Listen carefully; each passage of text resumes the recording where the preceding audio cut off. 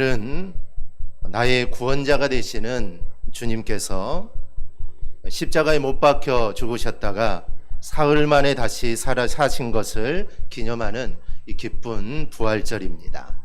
이 다시 살아남을 뜻하는 이 부활은 우리 기독교 교리의 핵심이며 또 우리가 기독교를 믿는 중요한 이유 중에 하나입니다. 만일 그리스도의 부활이 없었다면 아마 이 기독교는 전 세계로 전파되지 않았을 겁니다. 그리고 아마 이 세상에서 기독교라는 종교는 아마 사라져 버렸을 겁니다. 얼마나 수많은 핍박들이 있었습니까? 그 핍박을 견딜 수 있었던 것은 이 부활의 소망이 있었기 때문이죠. 그래서 주님이 부활하지 않았다면 아마 이 기독교는 금방 사라졌을 겁니다. 예수님이 부활하신 지 벌써 2000년이 넘었지만 오늘날에 우리가 예수님을 믿고 이 구원의 자리에 이르게 된 것은 그리스도의 부활이 있었기 때문입니다. 그러면 이 그리스도의 부활이 우리에게 어떤 의의가 있겠습니까? 첫째로 그리스도의 부활은 역사적인 사건입니다. 그때나 지금이나 이 그리스도의 부활을 부인하는 그런 주장들이 정말 적지 않습니다. 우리가 성경을 보더라도 예수님께서 부활하셨을 때 이 대제사장과 장로들이 제자들에게 그 무덤을 지킨 경비병들에게 돈을 주면서 예수의 시신을 제자들이 훔쳐갔다라고 이렇게 헛소문을 퍼뜨렸다라는 이야기가 이 성경에 기록되어 있습니다. 또 초대교회의 이단이었던 이 영지주의는 예수님께서 육체로 오신 것을 부인했기 때문에 그들은 부활도 믿지 않았습니다. 오늘날에도 이 그리스도의 부활을 부인하는 온갖 주장들이 쏟아지고 있는데 그것은 방금 말씀드렸던 시체를 도둑에 갔다라는 이런 이야기, 또 예수님은 십자가에서 죽은 게 아니라 예수님은 잠시 기절했다라는 이 기절설도 있습니다. 또 하나는 제자들이 환상을 보고 예수님이 부활하신 것처럼 그렇게 환상에 빠졌다라는 이야기고 있고, 여인들이 다른 사람들의 빈 무덤을 가서 예수님의 무덤으로 오인했다, 뭐 이런 여러 가지 일들이 있습니다. 그러나 이 같은 주장들은 모두 다 기독교를 혐오하는 이들의 황당한 낭설일 뿐입니다. 예수님의 부활은 역사적으로 실제적인 사건임을 우리는 믿습니다. 왜냐하면 예수님의 부활을 목격한 사람이 한둘이 아니기 때문입니다. 만약에 한 사람, 만약에 두 사람은 예수님의 부활을 믿었다면, 보았다면 그게 잘못된 걸로 오해할 수 있지만 그렇지 않습니다. 11사도와 예수님을 따랐던 여인들, 그리고 엠마오로 내려가던 두 제자에게도 주님은 보이셨고, 또 사도 바울의 증언에 따르면 예수님께서는 500여 형제에게 일시에 보이셨습니다. 한두 사람이 착각할 수 있겠지만 500여 사람들이 착각한다는 것은 이거는 있을 수가 없는 일이죠. 그래서 예수님의 부활은 소위 가짜 뉴스가 아니라 분명한 역사적인 사실입니다.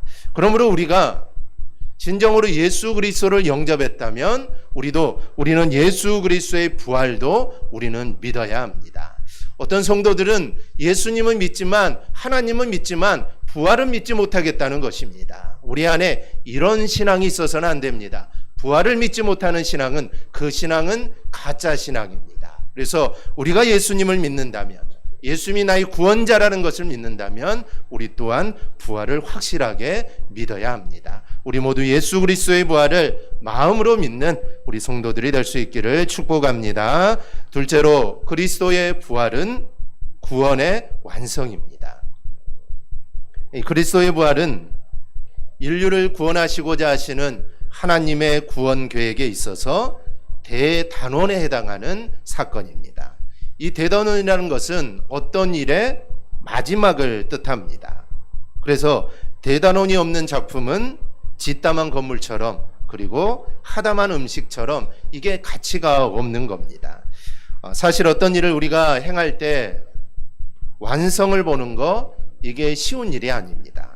예수님은 누가복음 14장에서 이렇게 말씀합니다.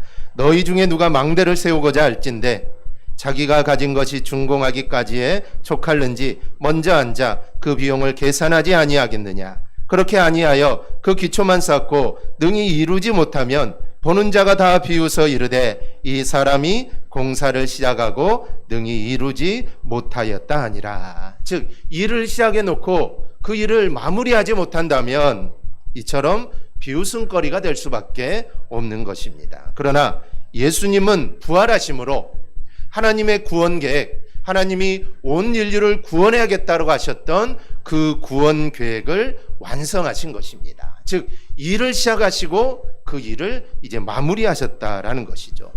예수님께서 십자가에서 말씀하신 6번째 말씀이 다 이루었다라는 것입니다. 그러면 주님은 십자가에서 무엇을 이루었다는 것일까요? 그것은 바로 구속 사역입니다.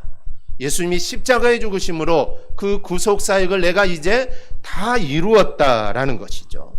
예수님이 인류를 죄에서 구원하시려고 사람의 몸을 입고 이 땅에 오셨는데 인류의 모든 죄를 대신 지고 십자가에 죽으심으로 구속 사역을 다 이루신 겁니다.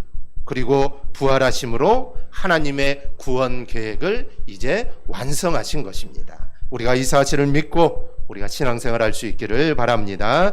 셋째로 그리스도의 부활은 믿는 성도의 부활입니다. 우리가 예수를 믿는 것은 영생을 얻고자 함입니다. 만약에 우리가 예수를 믿는데 이 땅에서의 삶으로 우리의 모든 것이 다 끝난다면 우리가 예수를 믿는 이유가 없습니다. 우리가 예수를 믿는 것은 영생을 얻기 위함이죠. 우리가 얻고자 하는 영생은 이 세상에서 영원히 사는 것이 아니라 그 하늘나라에서 주님과 우리가 영원히 사는 것입니다. 이 세상을 떠나 우리가 천국에서 영원히 살기 위해서는 먼저 부활이 있어야 합니다.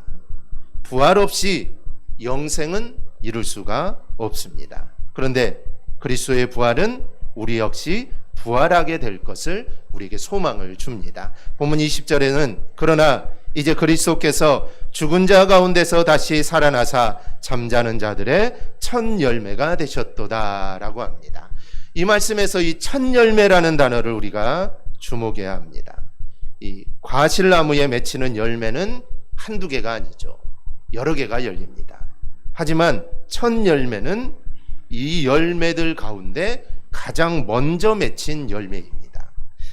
첫 열매가 열린다는 것은 이제 우리가 더 많은 열매가 열린다는 것을 기대할 수 있게 되는 것이죠. 따라서 이 말씀은 그리스도를 믿는 자는 그리스도께서 부활하심과 같이 부활에 이를 수 있음을 확증하는 말씀입니다. 예수님은 나는 부활이요 생명이니 나를 믿는 자는 죽어도 산다라고 했습니다. 여러분 어떻게 죽었는데 살 수 있겠습니까? 이 죽어도 산다는 것이 바로 부활을 의미하는 것입니다. 그러므로 그리스도의 부활은 우리 성도의 부활입니다. 그리스도의 부활은 우리의 기쁨이 됩니다. 그 이유는 부활은 내일이기 때문입니다.